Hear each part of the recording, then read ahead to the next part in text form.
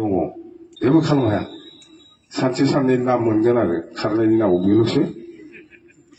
बेल'सैबो जाया जेबो खालामा जेबो जाया सरकारा जोंनो दा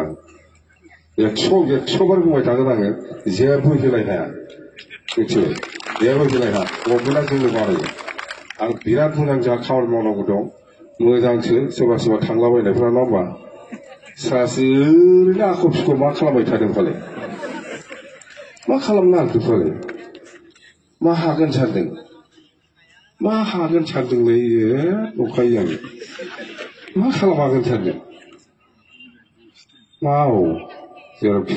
थानानै मावो माबा प्रब्लेम बुंबाय थादों दहाय दिनैसो मा बर' जाथि इउनाइट जानांगौ होनना बुंदों आं बुंबाय आंनिसिम दिपेन बर' आरो कनिन बसुमतारी एबसुनि प्रेसिडेन्ट सेक्रेटारि आंनाव फैदोंमोन खाम्फाबो दंफायोमोन रायलायनाया जाहैबाय इउपिपिएल आरो बिपिएफ गोरोबनांगौ बेखौ लानानै रायलायबाय थादों खाम्फाबो दङमोन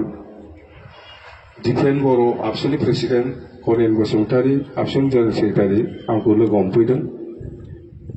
डिसिसना जाहैबाय हाग्रामा महिलारिजों प्रमद बर'जों मोनसे टेबोलाव जिरायबानो समाधान जासिगोन जोबसिगोन समस्या जोंनि गेजेराव जा भुल बुजाबुजि दं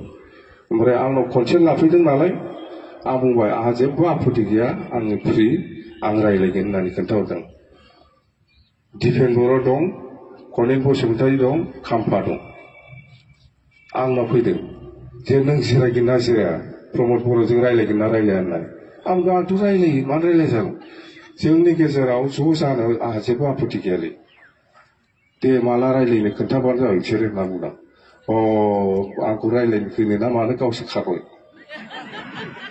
दिपेन बर' आबसुनि प्रेसिडेन्ट दानि ओमफ्राय कनिन आबसुनि जेनेरेल सेक्रेटारि आरो खाम्फा दङ आंनाव फैदों आंजों रायलायदों जे नोङो प्रमद बर'जों रायलायगोन ना रायलाया आं रायलायगोन होनदों ज' जानायाव आंहा मा आपत्ति दं ज' जानांगौथ' जेबो आपत्ति गैया आं रायलायगोन दे माला रायलायनो खोन्थाबानो जाबाय आङो जोब्बाय गावहासो खारलांजोबबावबाय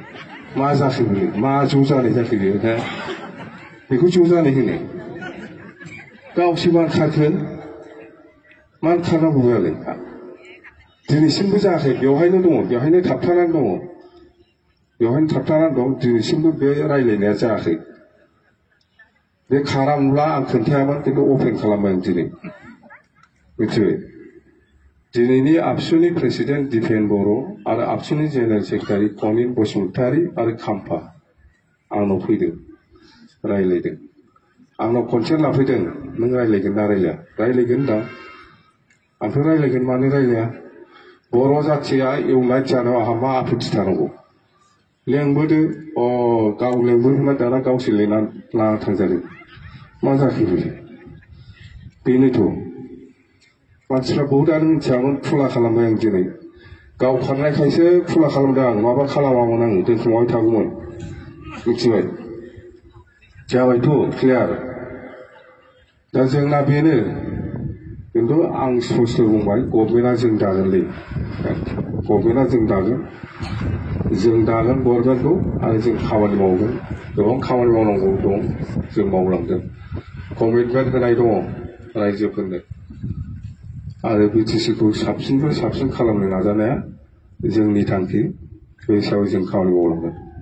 रावबो जेबो खालामनो हाया रावखौबो दागि रावखौबो गिना जों दङ आं दङ सोरलाय मा खालामबाय दं जोंबो आन्दलनखारिसो जोंबो आन्दलन खालामनानै फैनायसो आंबो सोरनिबा सिङाव थानानै खामानि मावग्रा मानसि नङा जोङो दे मथथे गोरा जा सरकारा फैगासिनो दं दे थेंक इउ गोजोन्थों